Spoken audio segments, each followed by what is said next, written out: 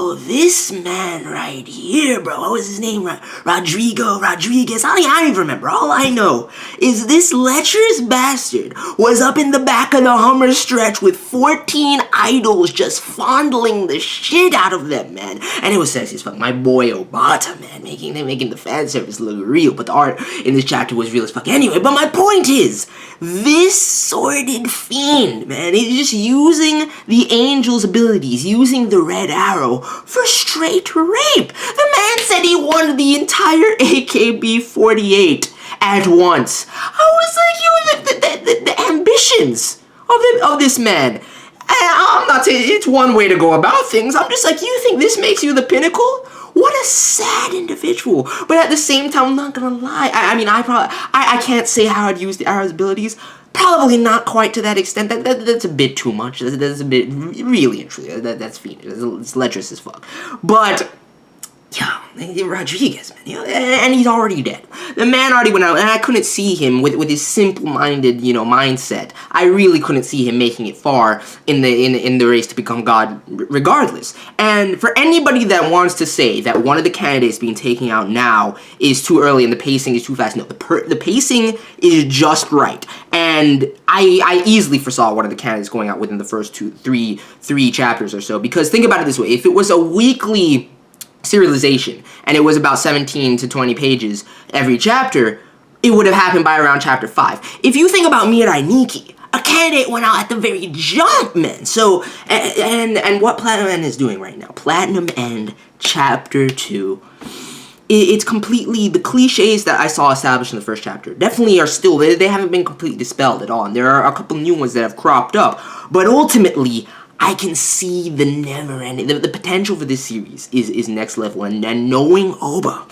and Obata, it's going to skirt all expectations. It's going to find its niche quite soon, and it's going to go in. Because this chapter, man, yo, from beginning to end, I was in there, and this dude that killed off Rodrigo, whatever the man's name was, this other candidate who, and he said something interesting. He's like, you don't, and that armor that he was donned in too, that he was all cloaked up in. I'm curious about that. I'm heavily curious about that. But he said something about you only have the red arrow, and I'm like, is it a result of, because Nache said that only certain angels possess the white arrow, which we become privy to in this chapter, the white arrow that is meant to lead, individuals to their peaceful death, instantly kills individuals. I'm sure we're going to see more arrows down the line as well. But was it that Luder, I believe the angel's name was, that gave Rodriguez his powers? Was it that he, wasn't on that level to have the white arrow? I would assume that every one of the 13 angels chosen to, select candidates would be on that level to possess this ability. So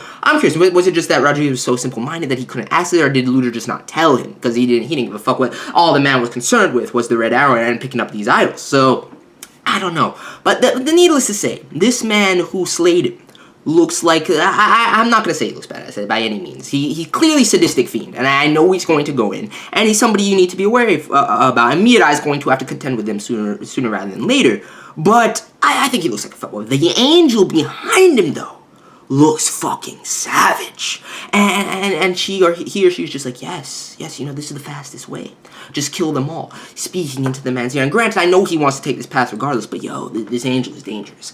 But aside from that, let's dive into the chapter as a whole and everything like that, starting from the beginning. The nightmare that Mirai has, dude. The artwork, seeing, the scene on the hilltop with him painting, and then the memory of his mother and everything like that. And I love the themes of this series and the overarching themes of the series and what it's diving into. But seeing that and just seeing his dead aunt, the corpse just burst through the page, and pulling out the knife that she stabbed herself with from her throat, and him being haunted by that. And you see him post up in the hotel room. We find out that he's been staying at this inn, having used the red arrow on the innkeeper to allow him to stay there. Yet we know the influence of the red arrow only lasts 33 days, so he's going to have to move on from that regardless. But we're going to get into the Nache stuff and what she claimed in a second, because Nache, the shade, has been emanating from Nache since chapter 1. It's just unavoidable. It's unavoidable, and while I do think she genuinely cares for Mirai's happiness, there's potentially more of an endgame to this survival game of choosing the next god, this Mirai Nikki-esque survival game, than meets the eye. And I definitely think that Nache has her own agenda ultimately down the line, whereas it is in line with, Mirai's happiness and everything like that. you see the innocence and just the blank look she's able to say murder your uncle and his children with, just flat out, and she says it with a smile on his face, like she truly believes that's the way to, because the morals of humanity don't really apply to these angels and to God. It doesn't work. To her, anything goes in this game. So it's going to be interesting to see how that dynamic plays out going forward, especially since Mirai is genuinely affected by what happened with his aunt and wants to find a way to use his new abilities in a way that's, not just utterly ridiculous. He wants to find true happiness, the happiness that his mother instilled within him, and, he says a normal happiness at that, but he's trying to, stick to this moral code, because honestly, Mirai, despite what he's been through, and I love him as a protagonist right now, is not inherently warped by that at all. He hasn't become a twisted or sadistic character as a result of that, and realistically is still a good person. All that had happened is he had given up on the idea of finding happiness for himself and on his own life, and was trying to commit suicide. But now that he realized and remembered the words that his mother had instilled in him, he's no longer trying to do that, and he's trying to find happiness of his own accord, and at that, real, true, genuine happiness.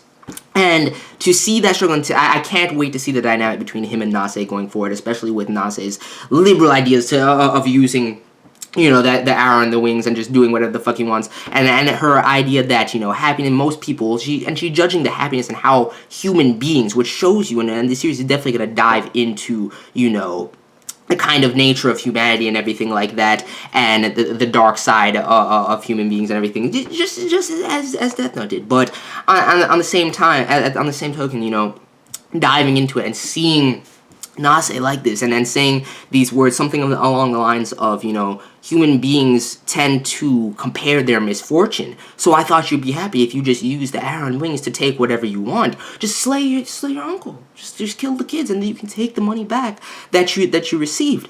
I'm just like, yo, this dynamic going forward, and seeing Mirai struggle, he's definitely going to struggle with maintaining his morality and trying to use the arrow in a way that he deems responsible and fit, even though, you have Nache even bringing up his childhood friend Saki, and she's like, you want to use the red arrow on her. You can definitely pull her with this, and, use it on the principal to get into, he's like, no, I want to get in on my own merits. And we're going to slowly see Mirai start to be influenced by the power that he has at hand. He's definitely going to start using it. And I'm sure at first it's going to be in lines with the code that he's established for himself, but it's going to be interesting to see that pull, and, having this power at disposal, how it shapes him and influences his mind and his persona and everything like that.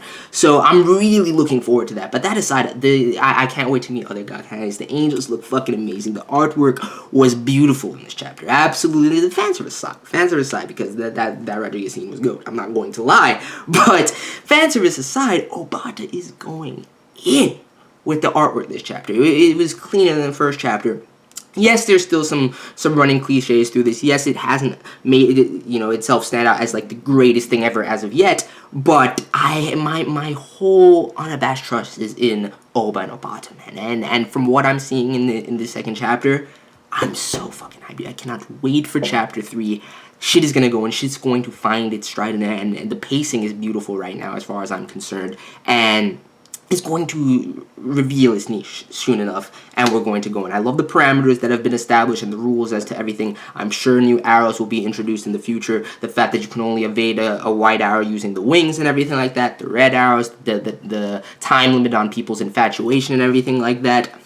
Very standard and necessary parameters for, a setup of this nature. So that's pretty much it for the chapter. It was a very straightforward chapter, still building up, Mirai's stance, who he is as an individual right now, how he feels coming off of the last chapter and his aunt's death and everything like that, what he plans to do going forward, and him trying to, find his resolve as far as the, using these abilities and everything is concerned. And Nache, for me, man, it's kind of reminiscent of Ryuk in a way, simply because every 5 seconds in this chapter, she's like, oh yeah, I forgot to tell you, by the way, you can do this. And by the way, this is a game, to choose the next god candidate. It's 13 candidates, the winner of which will become god. And it hasn't really been specified wholly whether every single candidate has to be killed, because she seems shocked at the fact that Rodriguez is killed, ultimately because she knows that somebody that the candidate that killed him will most likely go after Mirai in the near future. But